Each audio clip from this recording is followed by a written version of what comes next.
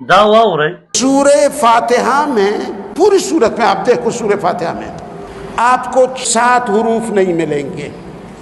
کتنے حرف؟ 7 ایسے حرف ہیں جن کے معنی میں خطرہ ہے، گڑبڑ ہے. اللہ نے وہ حرف سورہ فاتحہ کے اندر داخل نہیں. وہ 7 حرف کون سے ہیں دوستو؟ اس کو یاد رکھو. سا، پوری فاتحہ پڑھو آپ کو سا نہیں ملے گا. دوسرا حرف جیم آپ کو نہیں ملے گا. پورے سورہ فاتحہ پڑھو جیم آپ کو نہیں. طریقے سے خا، یہ بھی نہیں ہے سورہ فاتحہ میں. زا، را، زا بھی سورہ فاتحہ میں زا کا حرف بھی نہیں ہے. شین بھی سورہ فاتحہ میں نہیں. سین ہے لیکن شین نہیں ہے. ضا، ضا بھی نہیں ہے. ضا بھی نہیں ہے. اور 7واں حرف فا بھی نہیں ہے. کیوں نہیں ہے؟ ہمارے مفسروں نے کیا تعبیر کیا ہے، اس کو لکھ لو، دل میں نوٹ کر لو. سا اس لیے نہیں ہے کہ سا کا معنی ثبور سے ہے. ثبور، سا بمعنی ہلاکتی. سورہ فاتحہ میں ہلاکت کا کوئی لفظ نہیں. جیم نہیں ہے. پوری فاتحہ تلاش کر لو. کیوں؟ جیم میں جہنم کی بدبو موجود ہے، اس لیے اللہ نے فاتحہ کو جیم سے بھی کیا کر دیا؟ خالی کر. سورہ فاتحہ میں خا بھی نہیں ہے. خا کیوں؟ خا کا معنی خوف سے ہے.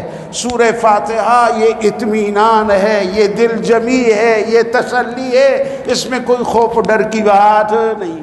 سورہ فاتحہ میں زا، یہ زقوم سے ہے. ان شجرۃ الزقوم طعام الاثیم، یہ جہنمیوں کا کھانا ہوتا ہے زقوم. اس لیے اللہ نے سورہ فاتحہ کو لفظ زا سے بھی پاک کر دیا. شین بھی نہیں ہے سورہ فاتحہ میں، کیونکہ شین کے معنی شقاوت کے آتے ہیں. شقاوت بمعنی بدبختی، بیچارگی. تو اللہ نے سورہ فاتحہ کو لفظ شین سے بھی پاک کر دیا، اس میں نہیں ڈالا شین کا لفظ.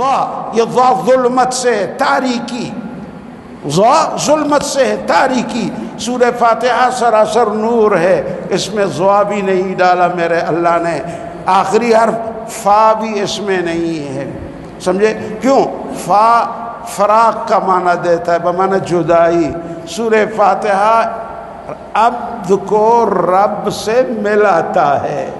سورہ فاتحہ فراق نہیں ڈالتا، جدائی نہیں ڈالتا، بلکہ یہ وصل کرتا ہے، وصال کرتا ہے. تو یہ 7 حرف آپ کو سورہ فاتحہ میں بولو نہیں ملیں گے، اس لیے کہ ان میں خطرناک تعبیرات ہیں.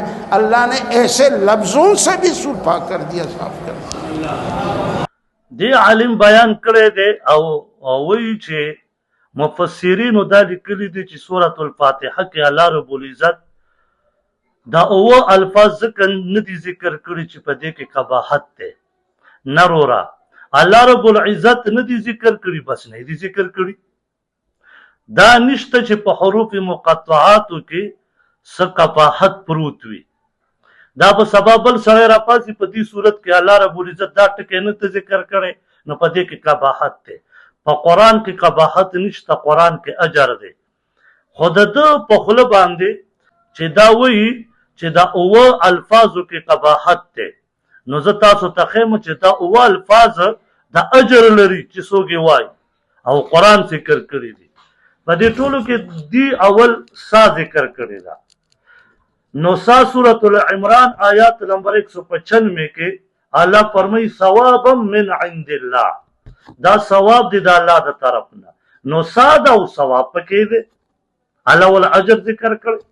دویم دا دی د ذکر کړي جیم. نو سورة التکویر کې او په آیات نمبر 12 کې الله فرمایي چې واذا الجنة ازلفت، کله چې جنت را نږدې کړی شي. ګوره جیم راغلی دی. دا زه مختصر یو سوال فاظم قرآن ته ډک دی. دریم نمبر ته دا ذکر کړی چې ها سورة الحجرات کې وګوره واخفض جناحک، غلو کا خپل وزرې ښه راغلی ده، نو رحمت ته د بل سره ښېګړه وکړه. او په همدغه سورة الاحزاب کې په 40 نمبر آیات تے خاتم النبیین خاراغلی دا ختم کون کے دے دا نبیانو سمر لرے پریوتے دے دا پا دی الفاظ باندے اللہ مدی معاف کی خاتم النبی نبی علیہ السلام ختم کون کے دے دا نبیانو بل پیغمبر نہ رازی خدا قباحت دا پارا رازی افسوس بل دا دوئی چے زا نو زا پبارکی سورة الاحزاب کی اگورا زیدم منہا زید رضی اللہ تعالیٰ نم ذکر زیادہ پکی ازواجن زوجناکہا دخاون او د زنانہ دوارو نم پکی ذکر دے ذاکر آگلے قباحت پکی کم ذکر آگلے بل دادے پینزم نمبر دشین یاد کرے سورة الاحزاب کی اگورا آیات نمبر 37 اللہ فرمائی واللہ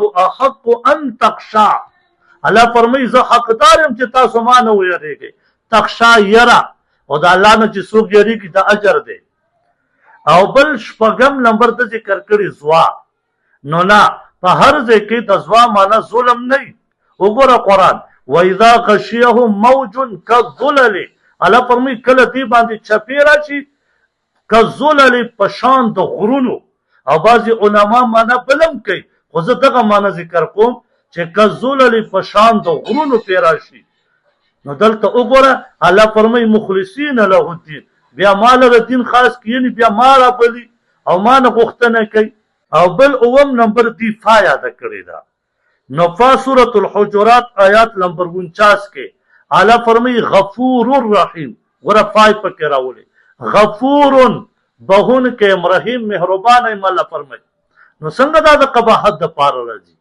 دا چه واللہ چه کم مپسر لکلی قسم پا اللہ دروغی لکلی دی او خطا شوے دے پا دے کے اس اللہ پاک ندے ذکر کرے پا کتاول فضل بیوی ذکر کری نو دا دا قباحت دا پارا یوازی نرازی